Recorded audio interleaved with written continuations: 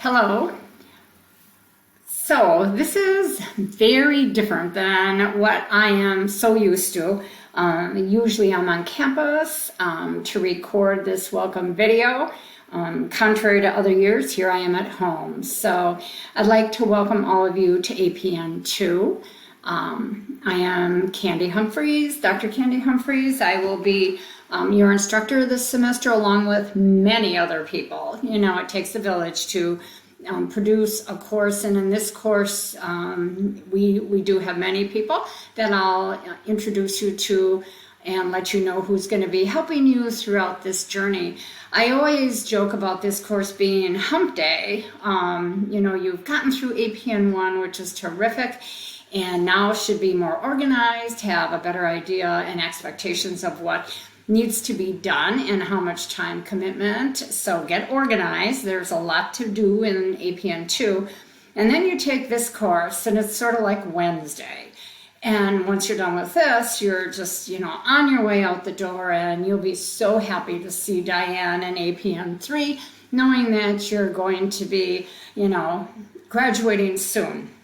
So I'm going to start by just doing a little reflection. I think it's really crucial this semester with everything that's going on in our world and with the COVID, that we have to all remember that we're all in the same boat.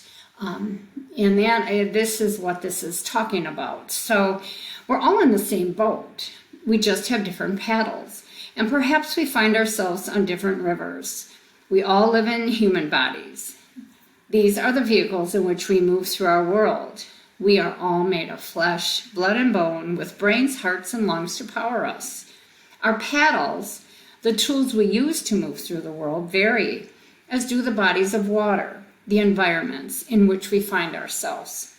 Some of us use high IQ to get where we want to go. Some of us use our smiles. Others use kindness, a gift with language, or athletic ability. Some of these qualities we were born with, and others are skills we have learned. Considering this metaphor in light of your own life can be very enlightening. What tools are you using to get from point A to point B in your life? Chances are you and the people you know have used many different tools in various combinations throughout your lives to get where you needed to go. Just as with oars or paddles, a balanced approach is best. If you rely too much on one thing, like beauty, to open doors, you fail to be well-rounded, and you may eventually lose your equilibrium. And if you lose that one quality, you have no paddle at all. This is inspiration to develop multiple tools to navigate your world. Some of us may be moving along paths that are like rushing waters. Others may be on a large, still lake. We have all felt, at one time or another, tossed about on a stormy ocean. Through all this, we are never really alone, even though it might seem that way. There is inspiration all around us in the form of other people making their way through the world in the very same boat. Remember to look around you for your role models, companionship, and encouragement as you travel on this journey. And I just always start with a little prayer for you as you start this semester. Lord our God, in your wisdom and love, you surround us with the mysteries of the universe. Send your Spirit upon these students and fill them with your wisdom and blessings. Grant that they may devote themselves to their studies and draw even closer to you, the source of all knowledge. We ask this through Christ our Lord. Amen. So, we really are in this together. I think COVID has truly created chaos in everyone's life. And certainly in APN 1, it caused chaos in your life as far as your clinical goals. And I'm going to start just to talk a little bit about clinical, even though this is the didactic base of the course. I know many, and probably all of you, were taken out of clinical. So you're all short clinical hours. And some of you entering APN 2 have yet to secure a site. And this is understandable. I do still practice.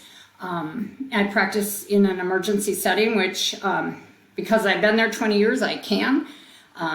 Because moving forward, you can't as a primary care provider.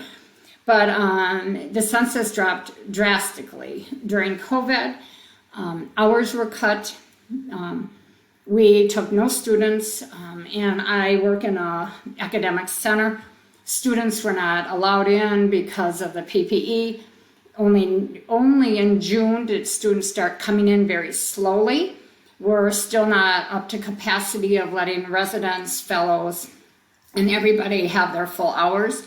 I'm still not working at my full 12-hour shifts. So I think this has created chaos and uncertainty and a lot of anxiety. So therefore, as we talked about this, all of us in the graduate program, we are ensuring and insisting that this semester you're going to be in clinical 15 weeks. And that's to enable you to gain more clinical hours. We also are allowing you to do some 4-hour shorter shifts if your clinical will allow that above and beyond your 2 full day requirement. So, and we also encourage you to do as many hours before the flu season starts if you can. We've never allowed students to front load or back load, and we want you to do what you can when the clinical is available, because there's so much uncertainty moving forward that we are concerned that clinical will once again shut down. And so we are allowing a little bit more flexibility in what we allowed before. So, you have to be in clinical 15 weeks. And I hope all of you that are in clinical can discuss with the preceptor that you have the need for hours. If you have in the semester with 250 hours, terrific. If you end up short and you're short in APN 1, you do have to have some thought and plan in mind that you're going to have to get hours. And it's hours and experience. You want to end up as a really well-prepared, competent nurse practitioner when you graduate. And we have to ensure that you have the right amount of hours that reflect your area, if you're a family nurse practitioner or adult nurse practitioner. So we have made different compensations this semester than we don't. And so when you plan out your life and your schedule, know that you're going to be in clinical for 15 weeks, and all the adjuncts are aware of this as well. You're still going to have the same assignments that you did, but we're hoping that you can gather some more hours to make up for what you lost in APN 1. If you are taking only the didactic piece of this, because unfortunately you just can't find a clinical site because many areas are still not open and welcoming students at the capacity they were, it might prolong your anticipated graduation. But we're going to get through this. I know COVID is wreaking havoc everywhere. Full disclosure, I just found out Friday that I am COVID positive. So is my husband, so I am sheltered at home. I'm feeling okay, just have like a headache, nausea, and fatigue. So everybody is affected differently. Don't know where I got it. We're thinking I got it from my son, who is a sheriff, and he was positive Tuesday, and we started getting symptomatic. So it's really changed everybody's world and life, along with a lot of social unrest that is occurring right now. I think that right now, besides school and the stresses of school, our world, many of you are parents, and we recognize that, and your children are not going back to school, so that is an added stressor. And as we have always said to you, that school will always be there. If you find that this is just too much, that's okay. I mean, this is understandable right now in our world. So some students have opted to step out knowing they're going to have to be teachers for their children. So right now, we're going to get through this. We're all in the same boat, like I said, but please know that the best thing to do is communicate to me any issues, any problems. but we will keep marching forward, and we will get through this. So right now, I'm going to go through the little welcome PowerPoint and touch on some things about what you can expect this semester in this course and what are the expectations in this course, because even with all the chaos going around, we are not going to change a lot with our courses. We still need to meet the expectations of our, master's essentials. So although we can have some latitude, we still have the same expectations despite the chaos that's going on in our world today. So I'm going to pull up the PowerPoint, and you all have that as a printable handout. So you can take notes on that, or you can just follow along and then add other things. Okay, so we're just gonna go. All right. So most of all, I want you to review this along with the syllabus, because there is a course contract that I have everybody sign, and you'll find that in week 1.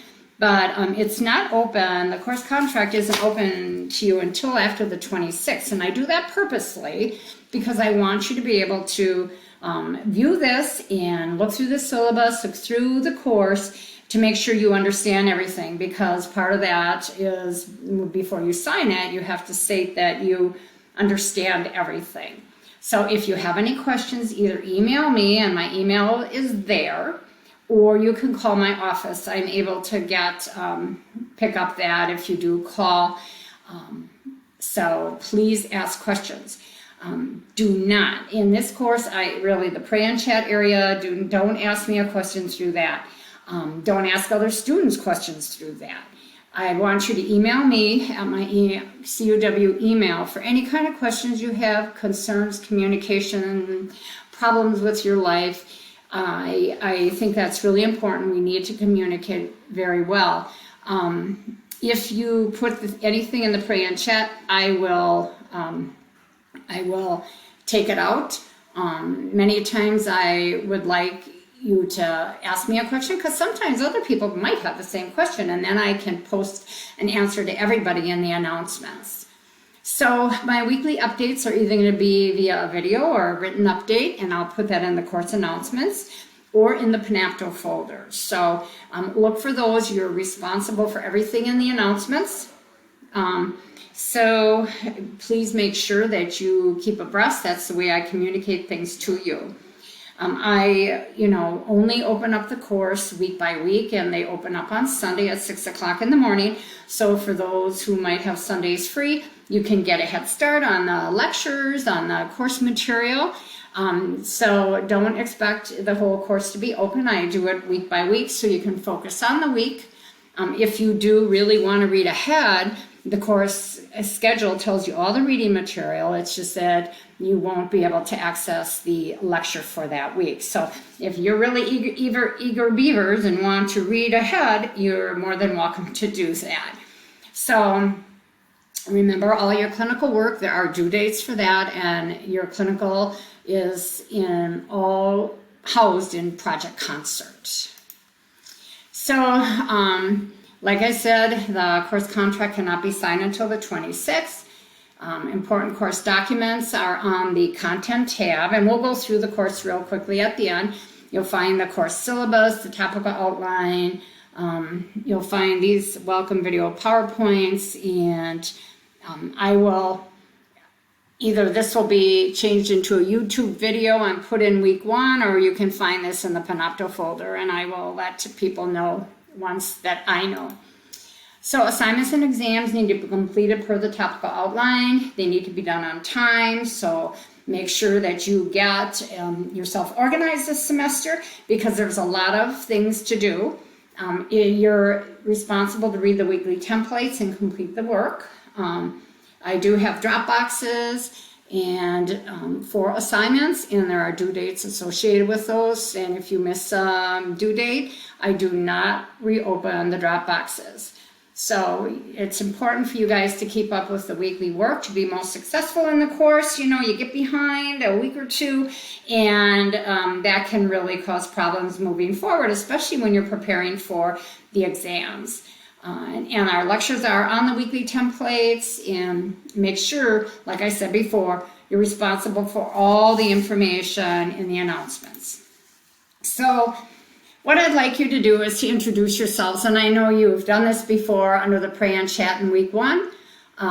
These are the questions that I'd like you to answer. I don't need to know where you work, that you have 8 kids or anything, just, so that people get a different view of you, because I think in APN 1 you probably said that you've been married, you have 3 kids, you whatever. But I want to know really where you work now and where you see yourself working when you graduate. I always like to see what might be piquing your interest. And I think it's a good time to reflect on one area you feel you're doing well in clinical and one area you feel really need to focus on this semester. And I hope that this semester you start really developing some differential diagnosis skills and your critical thinking skills. And then I want to know something interesting about you that's not related to school. So just to know that maybe you like doing something and somebody else does and you're local, and you can go and have a stress relief break with that. So it's always nice to get a little idea, a little bit more of who you are. So one of the assignments that is due this semester is either submitting a CV or a resume. Not both. You can decide which one you want to do. There is a video found in the week 1 template that you do need to review, and that video is done by Michelle Midham, and she is your contact person for questions about the CV resume, and she will also be grading this. She's done this for many years for us, and it is due in the Dropbox by October 2nd, and you'll find that Dropbox on the week 1 template along with the other information about the CV. And you might be asking, why am I having to write a CV resume? Well, I think it really is helpful to start planning for this, and it's a professional resume. And the other reason is that many students oftentimes find jobs while they're in their clinicals and practicing. So I think it's really important for you to start developing that resume. And this is also something that you can put in your portfolio on APN 3 as you move into getting yourself ready for graduation. It also must have a cover letter. But like I said, Michelle Minham's email information is in our course. Just look her name up and you can send her an email if you have any questions as you work through this. So it is either the CV or it's the resume, but not both. So the other thing that I have you do is take the Barclay 3P exam. And this exam is due by the 31st. And it is really linked also to your first assignment and your financial aid. I would caution you highly to take this seriously. It is this semester counting towards 8% of your overall course grade. We have found in the past people fly through it in 20 minutes. I don't know how anybody can do that, because I certainly can't read 100 questions in 20 minutes and don't care how they do. I think you really need to look at this as a good tool for you to assess your knowledge, your current knowledge in pathopharmacy and physical assessment. Then it helps guide you where you might need to focus as you move through. And so I think please take your time doing this exam. Please spend that time and work through it. And of course, we hope that you do better each semester on this exam. So when I will look at it, your score is what you receive on it. So if you get a 44 on it, that's your score. If you get a 70 or a 68, that is your score for the semester. So whatever you earn on this is what is going to be entered in the grade book. When you do complete this, I want the 5-page green PDF of your results, along with those from APN 1. I like to look at them. I like to compare. I like to see where you maybe improved or where you need to focus. And I do provide you feedback on this. I go through everybody's. I do value this. This is really a good tool that I think can not only tell me how to maybe help you in this semester, but also you as you move through. So everybody's loved the iHuman cases. In this course, this semester, you're going to have 10 of these cases. They will, you can see on the course schedule, I hope you print that up, that there is a practice case. It's William Montgomery, and I want you to make sure that you do that. It's open a few times, multiple times. And then the ones that are starting to be graded for our course, the first one is not due till the 12th, and I do open them up. They're open and they close. So like the first one is open on September 6th and it closes on the 12th. So there are due dates for these. So please keep in mind that you have to do these and they have to be completed by the due date. I also hope that you take your time with these. For this semester, there's a total of 10 and each are worth 10 points. And on the course page, you're going to see how they're graded. And we convert your score into points. So each of them, I have them in the learning mode so that you receive feedback as you move through the case. So as you're going through the cases, please read that feedback so you can helps you as you go through the case. We also provide an optional discussion each week related to the previous week's case. So you can earn additional points by participating in those discussions. I have found that most everybody participates in those discussions. They're really good.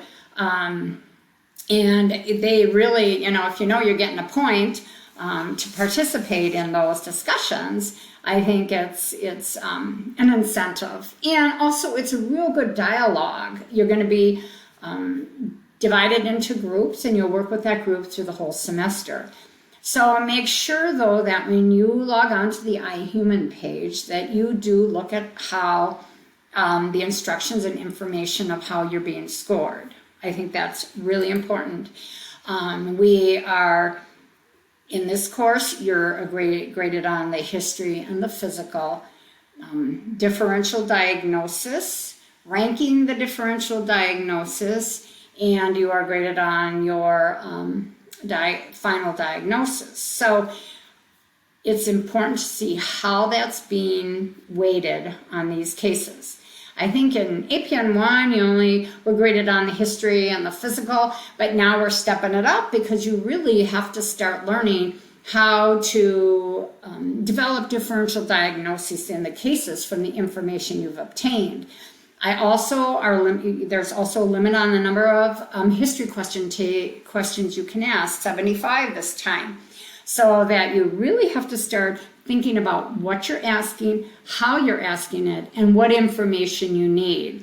The physical exam is also limited to the amount of physical exams so that you just can't randomly ask. In the years past, I swear, there were people who asked 635 questions in the review of systems in the history part.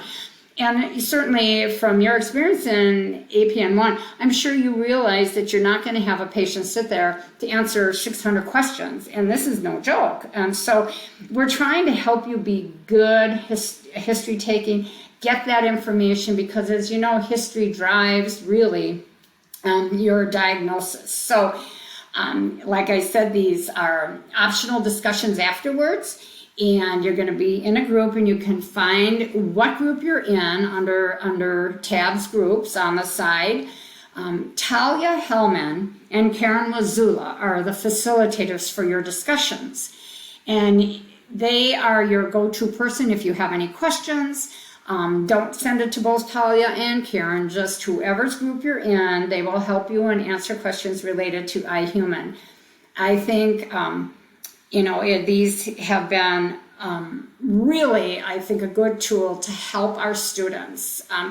People are frustrated with them at times, and we know that, but truly, overall, we feel that these iHuman cases have really helped develop better practitioners, and the feedback we're getting from people when they graduate is, now I get it.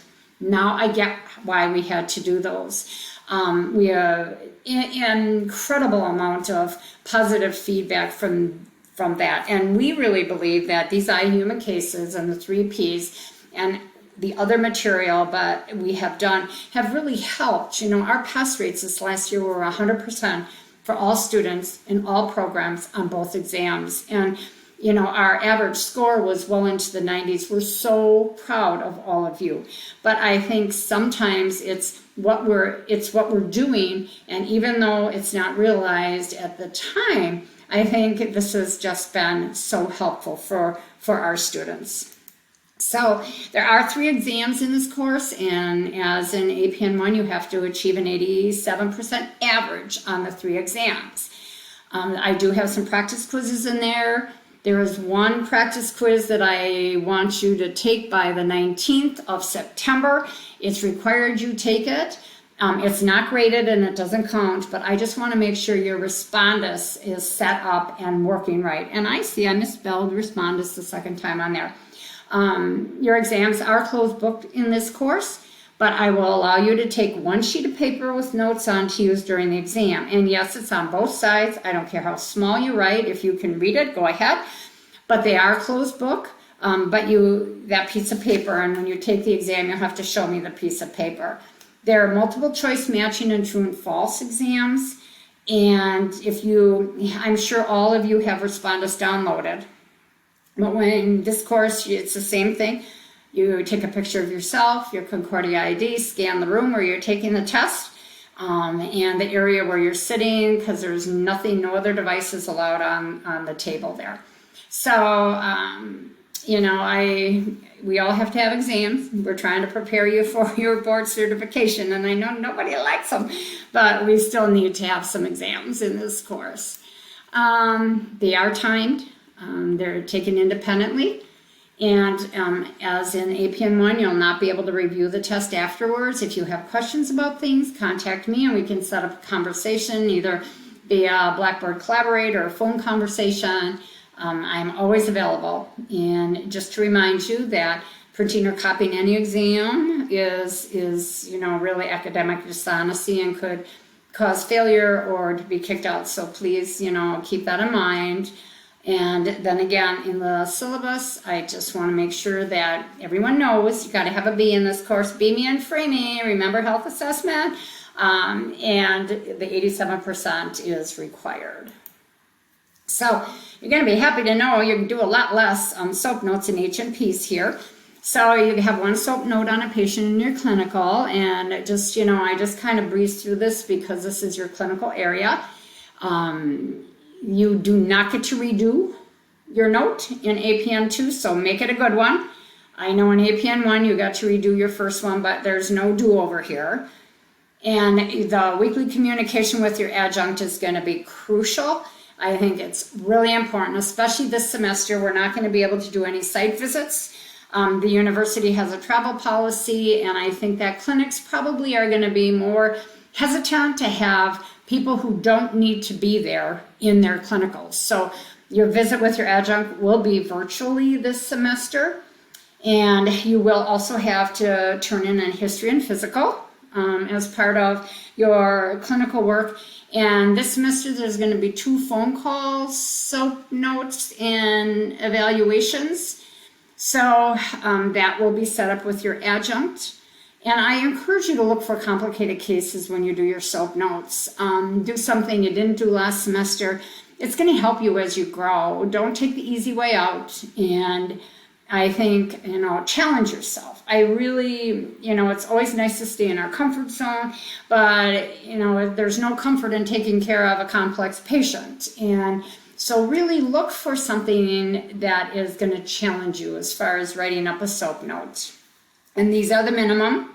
If there is concerns about how you are doing your SOAP notes, your history and physical, you may be asked to do more. So just so you're aware, this is the minimum that's due, but not 4 or 5 like last time. So I think that's a plus. So we just remind you about social media. I cannot stress enough how you got to be careful what you put out there. You really need to remember that you are a professional. You're moving into a new role down the road. Most organizations, truly they have people that all they do is scan social media. When you're applying for a job, you certainly don't want to have pictures on there that would give you a bad light. And we also certainly have people here at Concordia that do that as well. So just really start becoming aware of what you're putting out there and who is viewing your social media. And there was one thing that is really made me sad this semester that I took out of this course as far as an assignment. It was a community project. It really, I was so sad when I had to remove it. I had students and people have told me this was the best experience through all their courses where identified a group in the community that you went out and did a little education, a little talking with them. It was just the most wonderful experience that people had last semester. 3 people were able to do their community project. The rest of them could not, because many of them go into schools, to nursing homes, to other organizations, the Boys and Girls Club, and when everything shut down, they couldn't do their projects. So in anticipation that there is still this mandate where, especially in nursing and long-term care facilities, and we just took it out. We took it out of my assignments this week, which made me really sad. So make the most of your education. Try to grab as many experiences in the clinical as you can and be your own best advocate. If you're in the FNP track, make sure you keep abreast of your pediatric patient experiences. We are not going to be able to graduate you if you are in that track and you've only had 10 pediatric patients. So anticipate this. If you're in a family practice setting this semester and you don't have a lot of peds experience, then make sure that you are trying to see those pediatric patients. And sometimes they have a time frame where they have the peds come into the practice. So keep that in mind. If that's your track, you've got to have pediatrics. And I know that when I approved the proposals for this time, I made notes to some of you that I'm concerned, especially if you were in internal medicine last semester and now this semester internal medicine. If you want to be a family nurse practitioner, you had better have pediatric specific site next semester, or you won't be able to graduate as that. We cannot graduate you that way if you don't have that experience. So remember, you have to be independently looking up information. That's how you practice out there as a nurse practitioner as well. I am here to assist you. I am here to help you. I'm here to guide you. But I want to know, what did you do first to find out the information before then you came to me? And we're all lifelong learners. And in our practice, I learn something new every day when I go into my clinical area. So I think, remember that. You will learn every day. You're not going to know everything, thank goodness. Because otherwise it would be pretty boring. So I think we have to keep that in mind. And I also want you to have some fun and enjoy the excitement of what is around the corner, and do it with passion, truly. So a little thought that I always pray to have eyes that see the best in people, a heart that forgives the worst, a mind that forgets the bad, and a soul that never loses faith. So we're going to go back to me. So right now I'm just going to walk through a little bit of the course so that you are able to see how it is set up, because I'm sure every course is set up a little bit differently in the program, and I think it's important for me to view that. So here's our course. You'll see this is like the home page. I don't have an announcement here yet, but I will. And so I think it's, we're going to go under the content page. The syllabus and the schedule are both here for you. Make sure you print off that schedule and print off the syllabus so you have that information there. Under the pray and chat area is where I want you to start talking about, there's no thread there yet. I'm sure Talia and Karen and Michelle will put a little bit about them in there. This is where you're going to talk to each other. You certainly can each create a thread. Last time I had it where I didn't want you to create a thread, you just add your response. I think that maybe has more dialogue, but post your thread and then we can take a look at it. We'll go to the contents page. So here you have your syllabus and schedule, Panopto content, and I'll let you know when things are in Panopto if they are. And I think we'll need to go through week 1 real quickly so that you can see that. And then at the bottom here is exams, practice quizzes, and the weeks will open up, like I said, on Sunday. The course contract is not visible to you because I don't open that up until after the 26th. And once you go through everything, then you can sign it, and you are all required to sign it. So let's take a peek in week 1. Here we have the pray and chat. If you go to that, it'll link with the questions for you.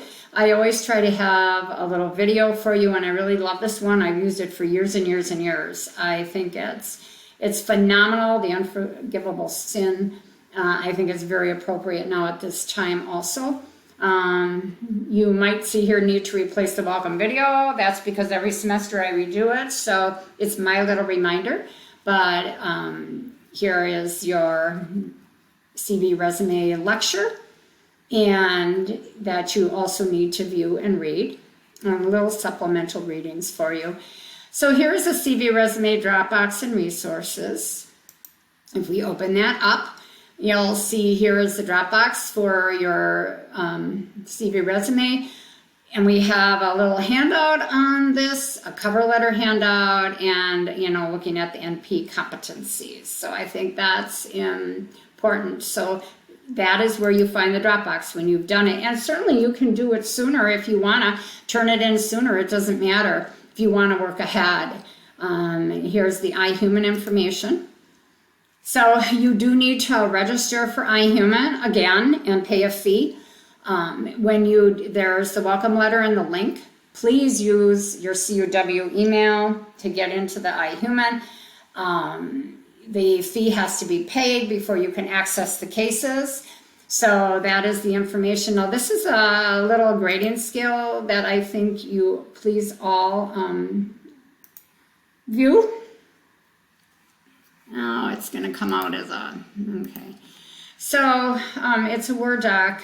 It shouldn't change.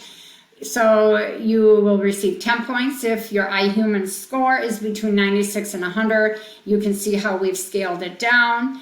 And know that if you participate in the weekly discussions, 1 point is added. So say you got an 82 on the case, and that would, an 82 if you go up here, that gives you 8 points. But you participated in the discussions, then you will get 9 points. So it's worth your while to do these, because the iHumans are worth 20% of your overall course grade. So please don't poo-poo those away. I feel that they need to be that percent because this is a lot of work and there's a lot involved. I do want you to know that we are, we're going to try to see if we can't give you some clinical hours towards your hours for the iHuman cases. We will let you know, and I'll let you know in the announcements, but I'm talking with Talia and I'm talking with Karen that we may be able to give you 3 clinical hours for each case. You would have to do read an article prior. You would have to do the case and then have to participate in the discussions. But many universities are using that option, especially with what's going on. It is above and beyond the 500 required hours, but our school and university requires either 600 or 720. So it would be one way for you to get get more hours. And in this course, when you think about it, we have 10 humans, so that can maybe give you an additional 30 hours. So that might be one way, and I will let you know what is decided for that. And then in here is also the Barkley 3P score Dropbox. So, in here you have to download the instructions, and there is a link on there to sign up for it. Now, this semester I noticed on the Barkley instructions that there is a link on there that if you took it before, and you did take a Barkley 3-piece exam last semester, so please make sure that you are clicking on the right link on this page to do the Barkley 3P. And like I said, please, please, please take your time with this and give it your best effort so that you know as well as I of what you might need assistance in. So this is where you're going to find a lot of things to get you going in the course, and hopefully we will have a phenomenal semester despite everything that's going on in this world. And, I can't tell you, we don't know. And then the flu season comes along, and I don't think COVID's going away for a while. Like I work in mostly with children, and we are seeing positive kids. And I think that, I was shocked, that we got it. Our son, he's 36-ish. He was over last week. He was on vacation, but he also did some overtime, taught at the academy. Had a lot of contacts there. They found out a couple people at the academy were positive for COVID. He was over at our house Saturday. He was here on Monday, spent a lot of time with my husband. He texted me while I was at work on Tuesday morning stating that he had a fever, chills, body aches, and I said, well, go get COVID tested, and he was positive. Then, Wednesday night, we started having symptoms, so who knows, certainly at work I'm N95 cappered, minimal exposure to anything, so I really, who knows, but now I'm sheltered down. So I just, I am so looking forward to working with all of you this semester, being part of your journey, part of your education. This will be my last semester here at Concordia. I've been here 20 years, and I've decided that I'm moving on, and so it'll be very different for me because it is the last time, and I'm going to go out with a bang. I'm not getting off easy just because it's my last semester, so don't think that. But I have so enjoyed, and I'm hoping this is such a wonderful, positive experience for all of you. Big thing is, please communicate, keep in touch. You don't understand something, reach out to me. I don't want you to get underwater before you reach out to me. And certainly if there's any clinical issues and your adjunct can't address them, you go to her first. Come to me. We're going to get you through this. Life is going to be a little crazy this semester because we can't predict the future, and we have no idea what's going to happen down the road. And especially with flu season starting on top of this. So make sure you all get your flu shot. And please, please, let's make this a great semester despite everything that's going on in this world. And I look so forward to being part of your education on becoming, the nurse practitioner you dream about. So I'll see you each week, and have a good start to the semester.